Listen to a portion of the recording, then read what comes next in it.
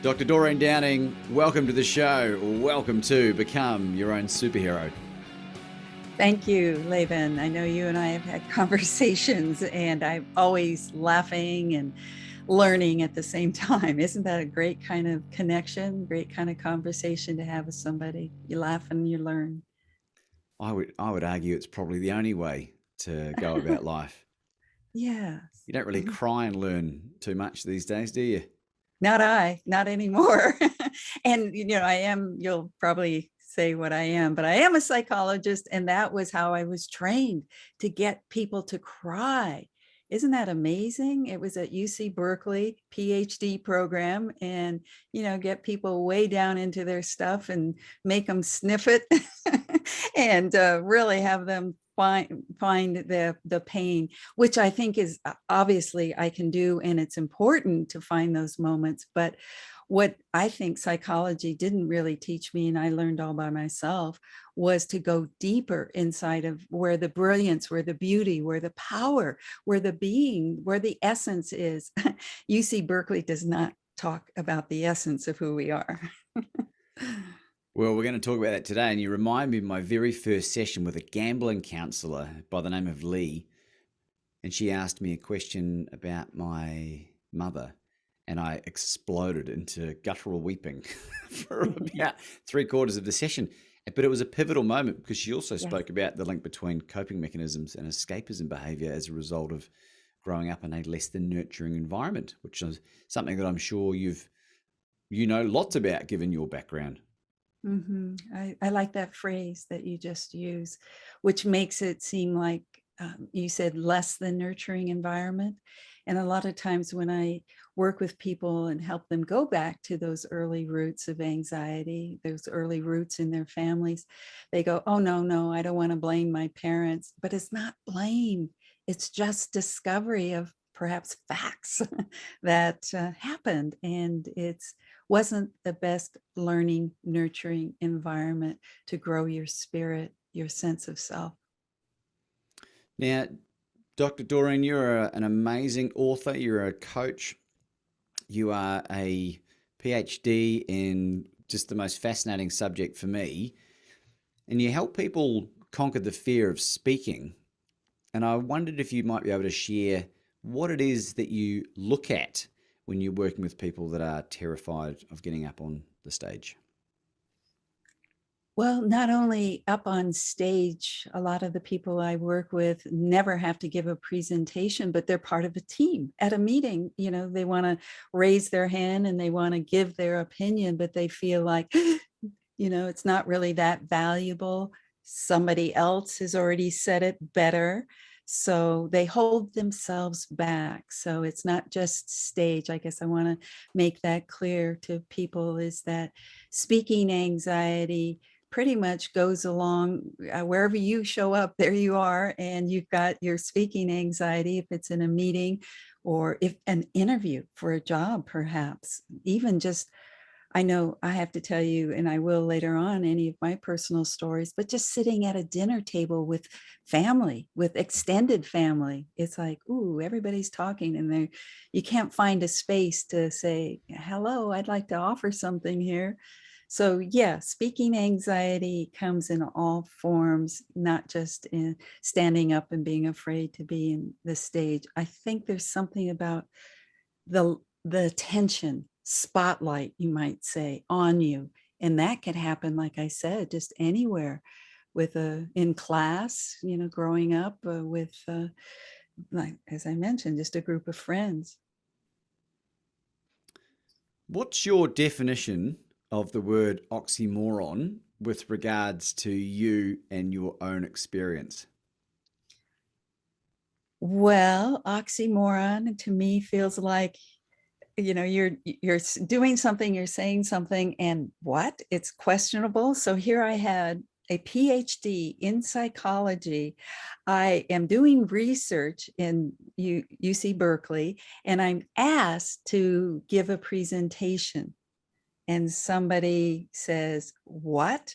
You're afraid of speaking in public, so you're refusing to give your research results?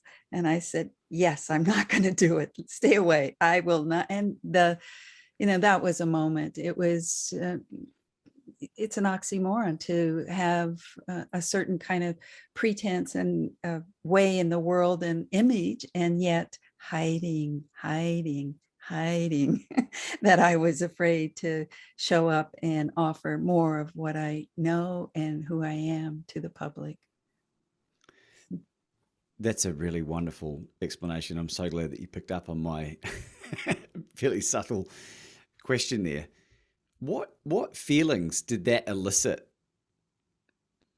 Oh, oh, helps me go back to that moment where I felt obviously embarrassed. I feel sad for myself. I felt ashamed. And, but there's also something about finding a moment where it's a turning point, and to be able to make a choice. And I know you're all about choices, my dear, huh?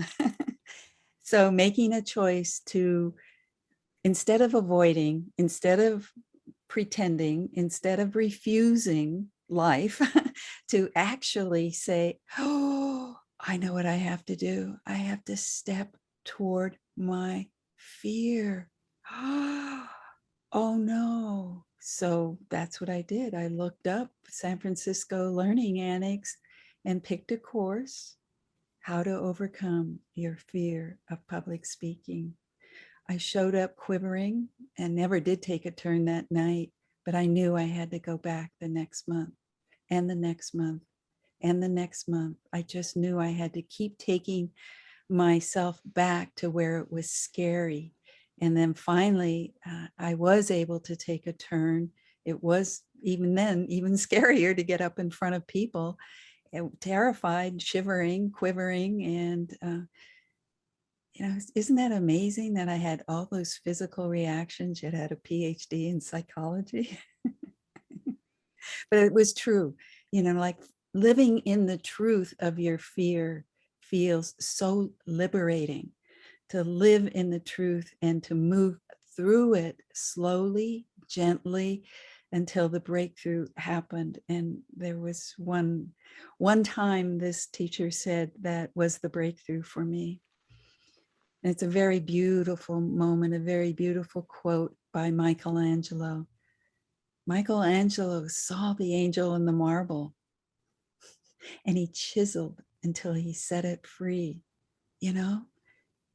And that was me. I had this PhD and I was so professional, but inside I had this angel who was longing to come out, but she couldn't in all these professional settings.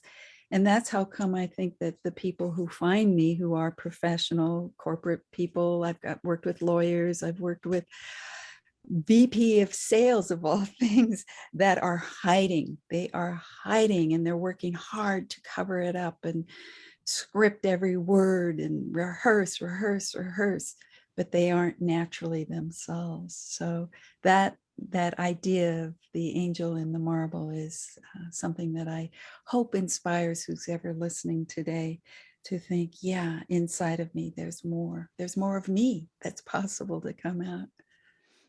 It reminds me of a book that I read by Chris Widener called Angel on the Inside. I believe it was Chris Widener.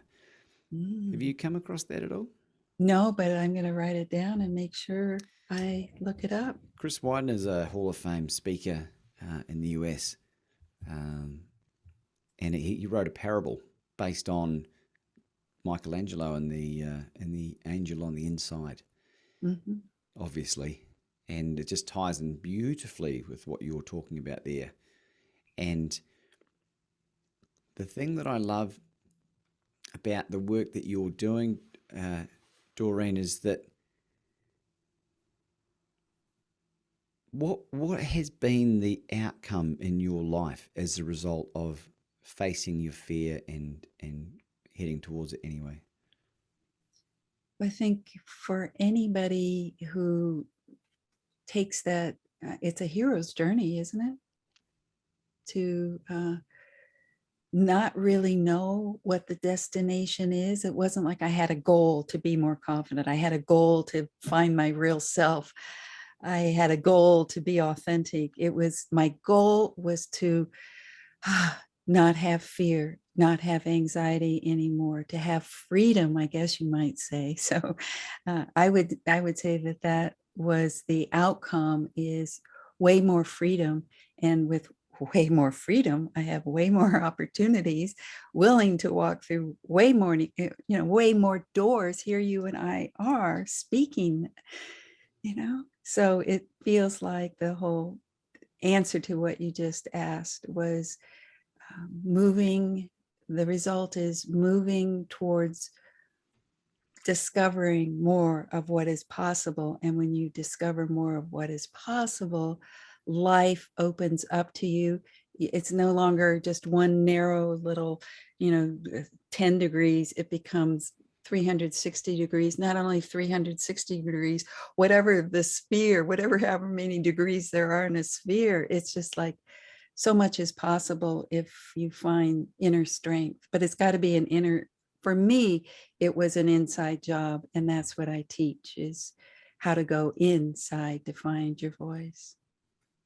I think that applies to every single person, Doreen. I really do. It's as soon as I was able to address the self love component of me, is really when my life transformed in areas that I can't even really quantify at this point, but it was all good stuff. And your beautiful book, Essential Speaking, the 7-step guide to finding your real voice. How important is self-talk? Yes. How important is it's well, it depends. If it's negative, it's not too, I mean, it's important in that it's stopping you, blocking you. If it's positive, so the whole it's learning how to distinguish those messages that you got when you were really young about yourself that got planted.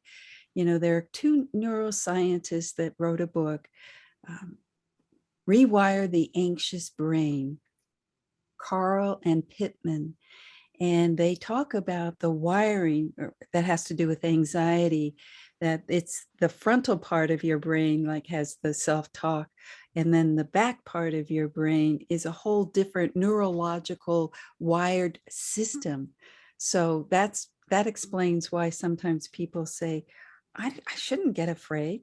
These are all friendly people, or I know my content, or there's nothing I need to be afraid of. After all, I've been working on this project for so many weeks, years, months, whatever, but they still get anxious, terribly anxious. So how do you explain that? And I think that the neuroscientists have shown us that we need to work on not just change, the CBT, cognitive behavioral therapy, changing the mind and the self-talk. That's good. It will take you someplace. Obviously, if you change, I am going to fail, to, hey, I'm going to succeed, that's going to help. But what happens when that doesn't happen, and you can't trust your mind to lead you and guide you? It sometimes is locked in the subconscious, and that needs to be approached in a different sort of way, like through meditation, visualization, a deeper kind of, I have systematic desensitization process I do, guided imagery. There's all sorts of other ways that that part of the brain learns how to shift out of fear and anxiety. So that, I think you asked about self-talk, but yes, self-talk comes from one part of the brain, and the deeper kind of belief. Let's say that it's harder to change belief than it is self-talk. So if the belief is based on those early years, it's in there. Got some work to do to get down in there and to transform it, but also getting down in there. I talked about discovery. It's not just looking and crashing and getting through all that marble and chunking it up. It's about finding your angel and your spirit. So it's worth it. It's worth it to move deep down and feel the pain and keep on going. Listening to you speak is so relaxing. It's such a delight, and I know people listening to this just on the audio will be probably thinking the same thing. It's so lovely, and I'm just it's like a warm breeze just flowing across my face. And the question was semi-loaded because recently I spoke to a guy who's become a good friend of mine, Dr. Alan Thompson, who's an artificial intelligence guy, but he did like a natural sciences degree in somewhere in the US. And have you heard of the watermelon seed study? It sounds vaguely familiar, but I couldn't repeat it but it That's does sound, tell me. that's okay. So what they did is they had a control of three lots of watermelon seeds, and they had them basically in the same environment. They were identical, and one group they ignored, and they didn't do anything. One Mhm. group they spoke hate and told the plant that they effing hated it and that it would never amount to anything, and blah, blah. And the third group they these daily affirmations of like, I love you, you will grow, like you will grow to 10 centimeters, and like to watermelon seeds, right? And this has been repeated a number of times. So it's not a fluke or an accident. It is highly repeatable. And that's what makes it so beautiful. That guess what happens, right? Yes. The watermelon seed that was loved and encouraged grew to 10 centimeters, and the other two, nothing happened. Mhm. And it was such a powerful metaphor for the power of language, because in my own experience, Doreen, eliminating negative self talk has been easily one of the greatest things I've ever done for myself, because not only has it helped me with the positive affirmational side of things, it's allowed me to become hyper aware of the people that I was around and, if necessary, to cut them out of my life. And I was Yeah. just curious to know what your thoughts on that was. Yes. Well, you pinpointed energy, right?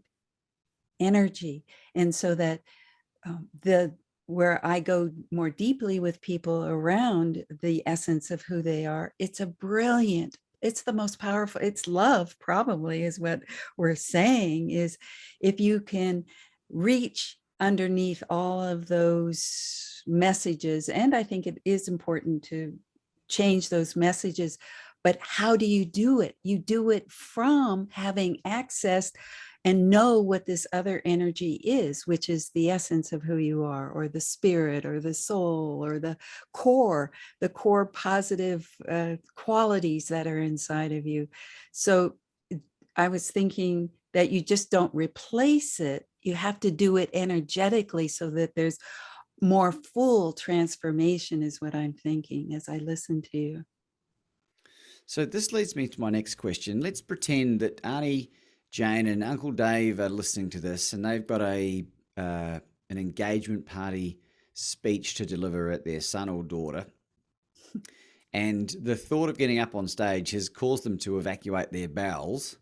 What advice can you give them to help them do better at what they need to do? Oh, I have so much to say about that. I have somebody who started seeing me in January who has a wedding who had a wedding in September. He knew that he could not walk down, well, he didn't have to walk down the aisle, but he knew he would not be able to say his vows out loud in front of an audience. So that's important. It wasn't just, it's a long story, because what it turns out, there were so many places in his life that he wasn't living his truth. And actually, we went more than just speaking. We helped him get out of the job that was horrible for him and find his way into a whole new career. So because I'm a psychologist, I help people open up to not just their speaking fears, but hey, let's look at all of life, because you show up, your voice is in every single corner, right? You show up at work, and if you're pretending and you don't like your work and you're working on projects all day long and you are unhappy, then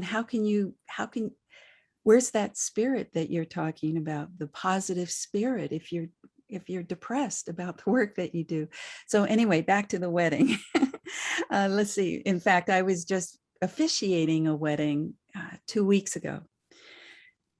And this is a different story, a different man, but he started to speak his vows and he started crying. And I had to hold space. I know that he was feeling embarrassed. I know that he was feeling like he wanted to run, but he couldn't, because the wedding ceremony was in process. So what I did was just open my arms like this, like kind of symbolically holding them. I didn't touch them, but I just held my arms out. Putting them out wide for those Yeah. listening. Yes. Yeah. You're saying, yeah, putting my arms out wide so that the audience could see me and feel me like I'm holding them too. Everybody's, wow, the whole audience is crying by now as he's crying. And then the bride reaches over and holds his hand and just looks him in the eye, just opens up to him. She doesn't say anything. She just holds him. And then he was able to gather it. But that's what he was speaking about to her, how she knows him, sees him, feels him, and can reach to him.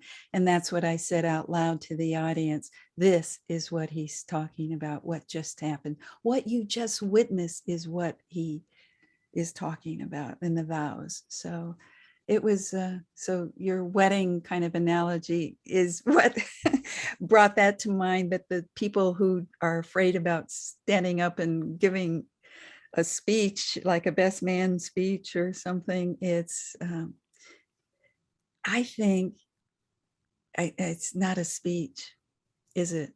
It's about expressing your love and your care and what you appreciate about the friendship, and how to do that in a way from your heart, how to speak from your heart as opposed to how to speak from a script. Yeah, that's beautiful. And I had no idea, for our audience listening, about that analogy. It was something that intuitively came to me. And as someone who has become really fearless in everything I do, give or take, it's become really easy for me now. And I can talk to anyone. Um, I wrote something on my hand that I think is really important for a number of people that are looking to ask for help, and looking to ask for help not so that they appear weak, but so that they can remain strong. And it's something that I've experienced. I was very blessed. The first psychologist I got access to, Lee, was this wonderful woman that I got access to for a year and a half for free. But I have had an experience later on when I didn't gel with the shrink. And I want to know, Doreen, how do you know you've found a great psychologist for you? Well, I've been in the business for over 40 years. And I've had some people who walk in where it's felt like it isn't quite a match. So well, it's hard to tell somebody who doesn't know how to tap into intuition.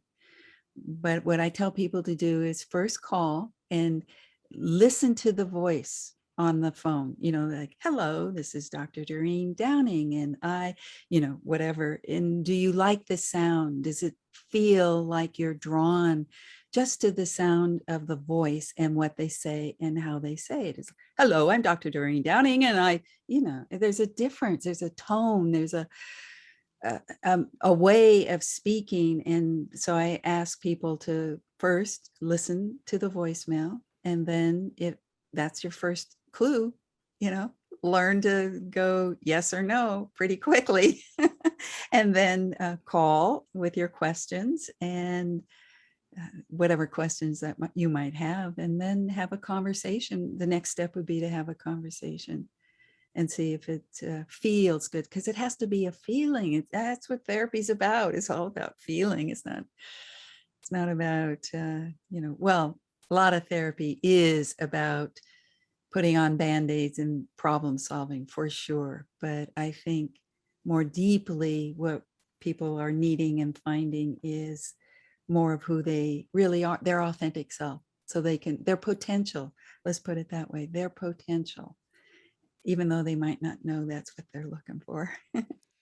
Well, a vibrational frequency are the two words that just ram into my mind when it comes to picking up on being a great connection, and I rely on my intuition so much more heavily than I ever have. And what people need to realize, and I'm keen to get your thoughts on this, Doreen, is that when they say I'm not a great speaker or no one would want to listen to me, is what they need to appreciate is that because of your unique vibrational frequency, it resonates with a certain percentage of the population. Once you're able to be at peace with what your purpose is and what your message is and be clear on that messaging, it vibrates in a way that brings the right people and repels the wrong ones. And I was just curious to know what your thoughts on that are. I liked what you said, peace, and I liked purpose. And the other P that came to mind as I was listening to you was passion. And passion is that kind of energy, isn't it? Where that vibrational, the resonance of you, I think that's what our connection is that we resonate in such a way that there's a listening and a wanting to listen to more and more and more. And I feel like helping people find their voice, and that's what my podcast is, which you get to be on soon, that helping people find their voice is like finding, we don't say the resonance, but the passion, and then they're lined up with their purpose, and then there's peace, there's no fear, there's just, I'm living my life, my passion, my purpose, and I'm at peace. Beautifully put. And the gentleman that you're working with that you mentioned before that you founded, he moved out of the work that he was in, is so profound because the universe sends us very obvious signals, which I ignored for a very long time. I worked in recruitment for 14 years, which, given how hard it was for me, I did okay. But what it was the universe saying, this isn't for you, Laban, get out of it. And so it made it really difficult for me. And it's only now that I've figured out what my reason for being on this damn planet is that it's like, is that what it was like for you? Let's see. I think I was in touch with my purpose really early on, being the daughter of a depressed mother and an older sister to a younger one. And I just think that that's what I was in this life to do, was to do this kind of helping people move from difficulty into a brighter life. And I remember my grandmother taking care of us because mother was in and out of hospitals having depression. And when she was home, when mom was home at my grandma's, there was this garden outside. Grandma loved roses, geraniums, gladiolas. And I'd go out and there was just this bountiful color and fragrance, red roses. And when I went back into the house, it was cold, dark, depression. We had to be quiet or else mom would go back to the hospital. You know, she kept saying, shh, shh. So it was just like dungeon inside, but outside it was, and it's so symbolic, isn't it? Here's a threshold called the front door. And going in is dark and going out is bright. Hello. Where do I want to live? I want to live outside, but I know that people I love are inside. You know, I have to. So I have this, I guess I have this kind of sense of what you're saying is purpose, responsibility, maybe. Just got to be careful not to be too responsible for too many people. But, you know, I've worked on that one. So I don't think I burden myself with responsibility, but I do have purpose to help people find the light, and not just the light outside in their garden, but the light inside of them. Well, thank you for sharing, Doreen. I know, and what a wonderful thing to experience, to find your purpose so early. Like, took me 38 damned years. And I know some people die with it inside them. But your fear of speaking wasn't innate. You developed it. And I wonder if you'd share that story with us. Well, that what I just said about my grandma, I think that was one of the moments when I did the deep dive underneath. Yeah, I went to UC Berkeley. Yeah, there was competition. Yeah, you had to raise your hand, and there were a lot of smart people. Huh. So, yeah, that's when I became aware of it at that level of me being moving myself out into school and work and the outer society that was less protected. But when I actually started doing that uncovering and that deeper work inside of myself, that's when I came up with those earlier moments of life where uh, my grandma had said, be quiet or else there's going to be real damage here if you speak up. So yeah, that's one of the underlying subconscious, that I had to deal with. But again, the teacher who said the angel in the marble helped me, inspired me to say, oh, I can go deeper than that wound, and if we go deep to the being, then we've got more energy, just the vibration that you're talking about, vibration of healing, of love from within towards ourselves. And when we do that, it feels like we embrace all those wounds from deep down inside of us. We come up and just, like I put my arms out about holding that man at the wedding who was crying, holding myself, my little precious jewel inside that I couldn't show, but now I get to shine. And you've done so beautifully as well, Doreen. So well done to you.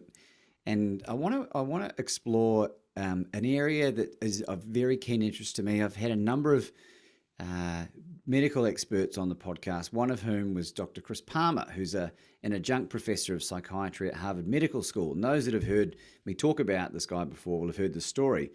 He works with type 2 bipolar disorder, the worst chronic, suicidal depression and schizophrenia disorders.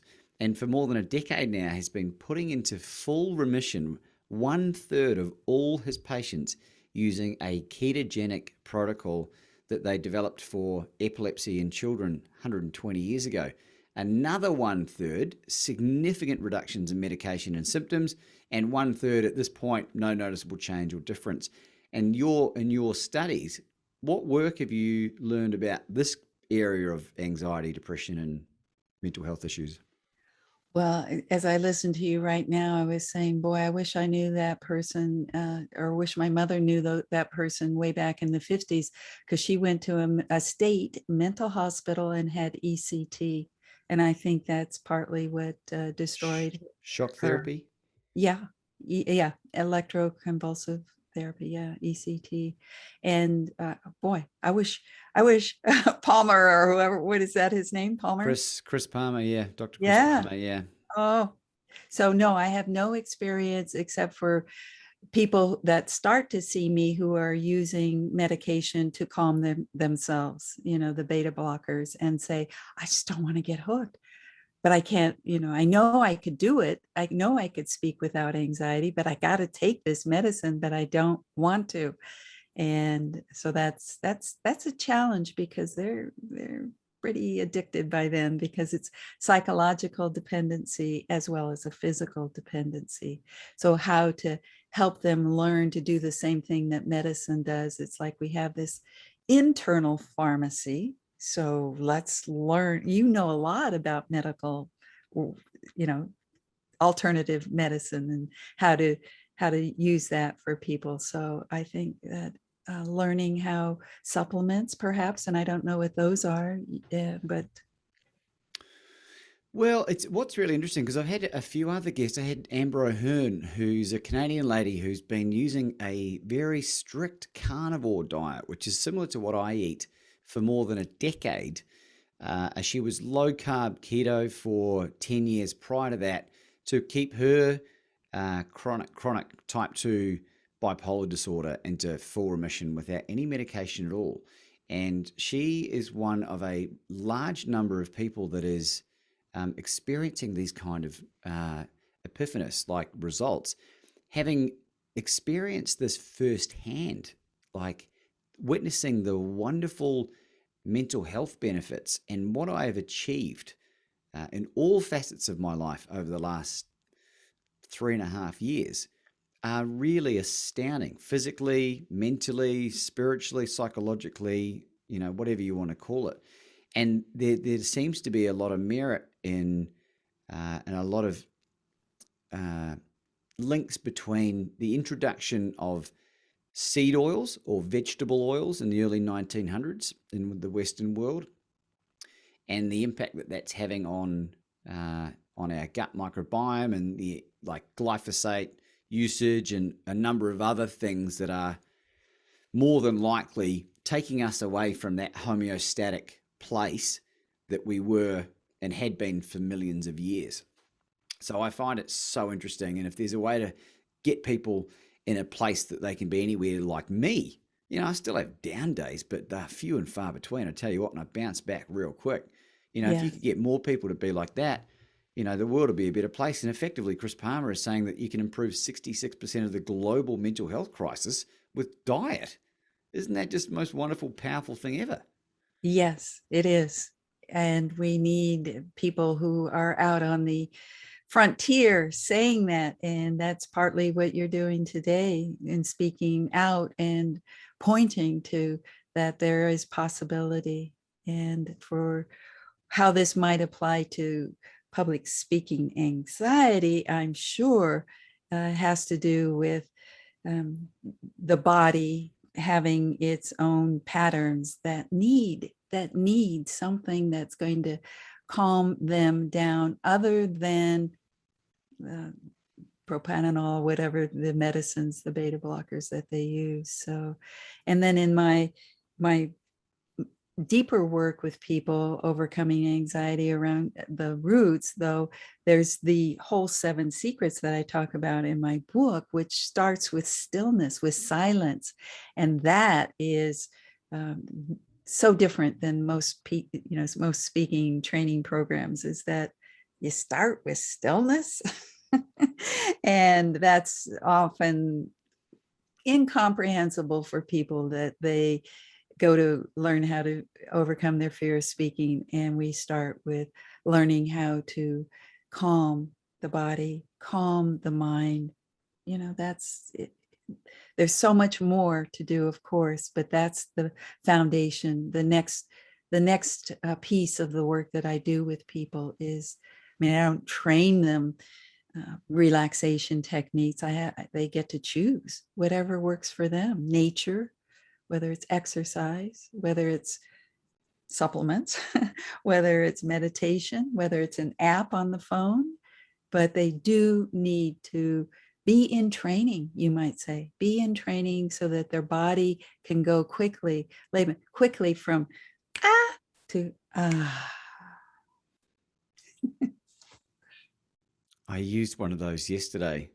I'm trying to leave the country, and in Australia at the moment it's basically illegal to leave the country for some reason, trying to stop COVID.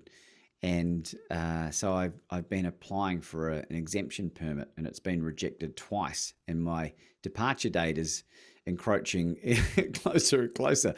And I flew into a rage at my laptop, just at the sheer insanity of what's going on. I'm trying to get to Germany to attend the Frankfurt International Book Fair to promote my book, which is my business, and they are taking that away from me. And I started, this is me being fully transparent here, I started trying to find the person. His name was Matty. That's all. I didn't have any other information. I started trying to Boolean search this guy to see if I could find him, to see whether I could contact him and get his phone number and talk some sense into the guy, and maybe even threaten him at one point. But and then I just was like, hang on a second, how irrational is this behavior? I was like, just calm down. And I just went still. And then, hey, presto, I was like, you know what? Matty's just doing the best he can with the tools he's got available. I resubmitted another application. I'll find out in another couple of days whether that's been approved, and I'll let you know. What are your thoughts on that?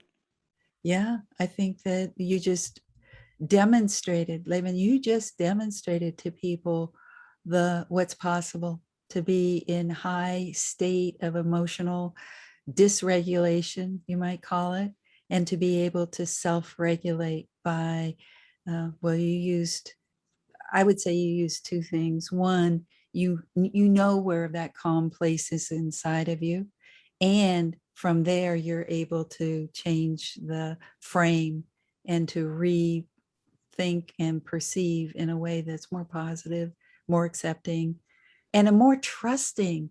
Because if in the end you don't get to go, there are going to be other opportunities and maybe it's not the best. So it's like acceptance of life as it comes at you, and finding a way to adjust. That's a great observation, by the way, and thanks for being so generous. I found that I've become way more open-minded the more I sort of progress through this self-actualization journey that I'm on.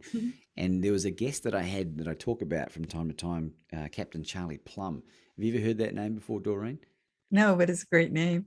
Great name, right? Captain Charlie Plum was actually one of the guys in the US Navy that founded the Top Gun school that the movies have been made since then. And he was a Navy pilot and flying like the top of the range fighter jets back in the Vietnam conflict. And on his last mission before being redeployed to his newly married wife, he was shot down over Hanoi. And he was held prisoner in the Hanoi Hilton for 6 years. 4.5 of those years, he was held in a 8 foot by 8 foot room in the dark. And they were essentially starved to the point of, barely being kept alive. And it was only through unpolished rice and some gruel that they were able to be sustained. But when they were released and all were redeployed home, I'll ask you this question. You can have a shot in the dark.